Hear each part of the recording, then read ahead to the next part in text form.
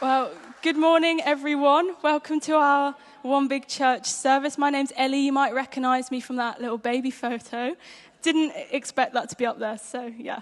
Anyway, this is our One Big Church service, and it is on the theme of legacy. And this is one of my favorite topics, and so I was on it to come and speak to you all this morning. But I want to begin by asking you a question. So, why do you think youth and kids ministry is so important? And now there is a simple way to show why it is so important. So could I ask you to raise your hand if you became a Christian at the age of 18 or under? Look around the room a minute. That is why youth and kids ministry is so important. Need I say any more? I may as well leave it here. So I love a statistic. Who else here loves a statistic? Yeah, 3 of us, fab. Well, according to a Christian organization called the Barna Group, 94% of Christian adults made decisions as children that follow with them throughout the rest of their life. 94%. Isn't that encouraging? I think then that there's no time like now to be shepherding our young people's hearts. And so we're talking a whole load about legacy this morning, but what does legacy really mean? So legacy can be passing on money or assets, or legacy could be passing on your character or reputation, like the way that you act or your mannerisms. Legacy can be passing on something that is valued or treasured, or legacy could be passing on your faith, ethics, or core values. And so as a church, all nations, I want to ask you, what legacy are we preparing to pass on? Theologian Charles Spurgeon, this is Davide's favourite person ever, says, "A good character is the best tombstone. Those who loved you and were helped by you will remember you when the forget-me-nots have withered. Carve your name on hearts, not marble." I think sometimes we can forget the domino effect that things can have. So God saved my grandparents from a non-Christian home when they were teenagers. And because of that, my parents have been brought up as Christians and they now know the Lord for themselves. Because of that, I have been brought up as a Christian and I know the Lord for myself. And when I have children, not yet, they will be brought up as Christians and hopefully will know the Lord for themselves. Oh, not yet. And we are so blessed as a church that our church is full of young people. So youth, kids, young adults, give us a wave. Woo, loads of us. And we joke on a Sunday, not you, Keith, not you. We joke on a Sunday morning that half of the church leave us when the service begins. But that's not because we don't like Keith and Billy's sermons. Well, maybe for me it is. But that's because we've got so many young people, and I think sometimes we fully take that for granted. I'm risking it here because Keith's making notes as well. So you might be thinking, Ellie, that is all well and good. We've got so many young people in our church. I'm sure that looks great on you to your youth leader friends. But how does this fit in with the Bible? And the Bible tells us and shows us time and time again examples of young people in ministry. I'm seeing... Excited? Yeah? Well, this morning we're going to look at 2 young people who were used by God. And I'd like to begin by inviting Adaora up. She's going to come and speak to us about a young person called Esther. So can we give her a clap as she comes up? Woo.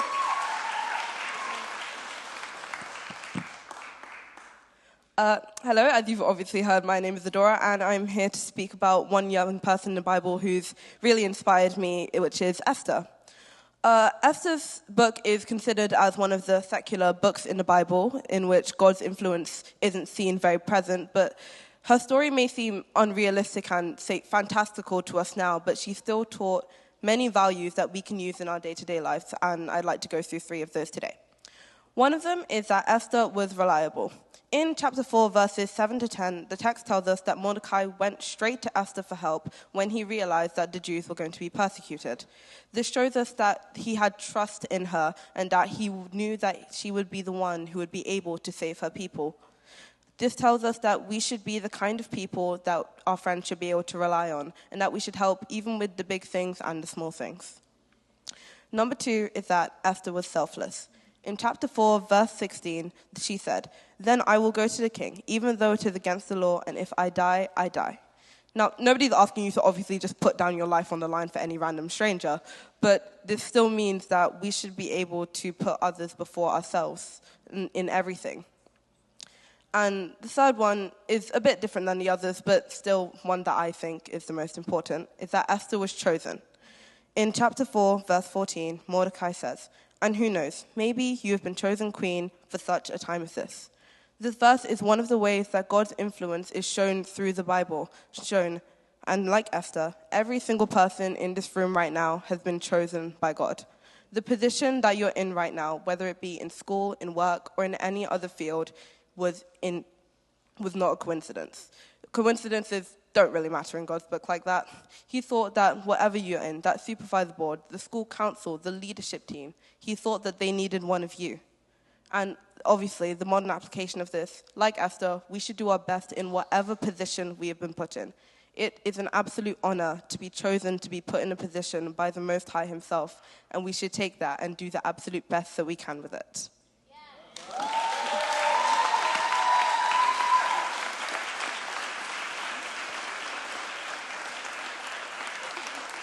Thank you, Adaora. That was a great insight and eye-opener to a young person who was used by God. And now we're going to invite Risnum. He's going to come and speak to us about Samuel. So let's welcome Risnum. I'm not very confident. I have to follow up whatever Adaora said, which isn't very good, but okay. So today I'm going to talk about Samuel. Samuel was used by God in the Bible. So first I'm going to read you Samuel chapter 3, verses 1 to 10. And in those verses, it shows how Samuel was called by God 3 times, actually. The first 2 times, Samuel didn't realize it was God, but then Eli helped him to recognize it was God's voice. So, first thing I have to say is Samuel was willing. Samuel was brought up in the house of God, so he was willing for God to use him. Now we have Jesus, so it's easier to talk to God. And if every child here was willing, imagine how many people God would choose to talk to. And now, second, I've got Eli. So Eli helped Samuel by talking to him, because Samuel didn't actually realize that God was calling him, but Eli was a mentor to him and helped him realize. And now we need everybody in ministry, adults, aunties, uncles, whoever you are, you need to help the younger kids to recognize when God is calling them. Thank you.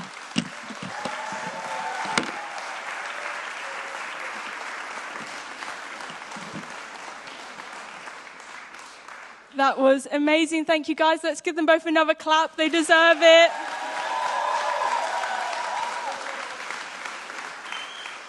It's so great to have young people preaching, isn't it? I think that's what half of you probably think when you're looking at me as well.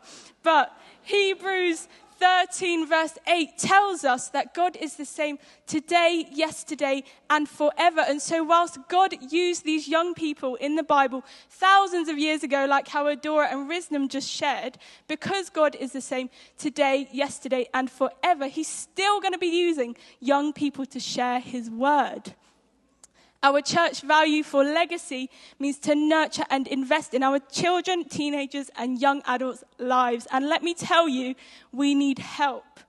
So you might have sat here this morning and felt a tug on your heart to get involved. And you might see yourself as unworthy or unequipped. But I'll remind you, as Adaora just did as well, that God will not call the qualified, but he qualifies the called. And we are all called. I believe that God is qualifying me and working through me, and he can do the same in you to reach this generation. Our activities and programs alone cannot reach this nation, but God can. And so help me, all nations, to leave footprints that will last. As a church, we should together be raising up our young people to love the Lord, and this is where all of you can come in. Woo! Woo! So maybe you could commit to praying for our young people. You know, come and chat to me or Debbie. We can give you some names of young people to pray for. Why don't you come and help out on our teaching team? It doesn't have to be every week, don't worry. or even just speaking to a young person on a Sunday morning can really make all the difference. I mentioned in the office only a couple of months ago that we don't have to, but we get to. So turn to the person next to you, say, we don't have to, but we get to. And I wholeheartedly believe that we don't have to pray, teach, or protect these young people, but what a privilege it is that we get to. And so, church, imagine this. Imagine if our young people prophesied. Imagine if our young people preached. Imagine if our young people were on the worship team. Imagine if our young people evangelized. Imagine, church, if our ceiling is their floor. We don't have to, but we get to. And now, youth, wherever you are, don't think that you can sit back and relax. All of you can wake up now, because we're not going to let all the adults do the work. I want to remind you that we need to step up and follow in the footsteps of those who have gone before us. Let me tell you a story. So, the other day, Pastor Billy called a work party. Billy, I told you I would get this in somewhere. And when he calls a work party, don't be fooled. If he invites you to a party, he doesn't mean like a party, but he means we're going to tidy up, and if we're lucky, we get a slice of cake at the end. But this time we didn't. So anyway, Billy's on the roof of the church for like who knows why, but he's on the roof of the church, and he shouts down. I've only just heard that he shouts down to Aaron, and he first of all offers this to Aaron. So that will make sense in a minute. But he shouts down. I'm not even going to attempt his accent because it's going to go wrong. But he tells me that he doesn't have enough grip on his shoes, so we have to swap shoes. So as I said, he asked Aaron to do this first. Aaron said no. So I drew the short straw somehow. And I don't know if that means I've got big feet or he's got small feet, but I think we'll go with the second one. So anyway, I end up having to pop on those lovely gold shoes. And it was literally like I was walking in Billy's footsteps. Sweaty ones at that. But nonetheless, Billy Fenning's footsteps. But what a guy to follow in the footsteps of. And I wonder, young people, if you too could find someone and decide to walk in their footsteps as well. Now I'm going to hand on back to Debbie, and she's going to lead us in a time of prayer and response. But church, if I could ask you to continue praying for our young people, praying for the people in Reading as well, then your prayers really do make a difference. Thank you.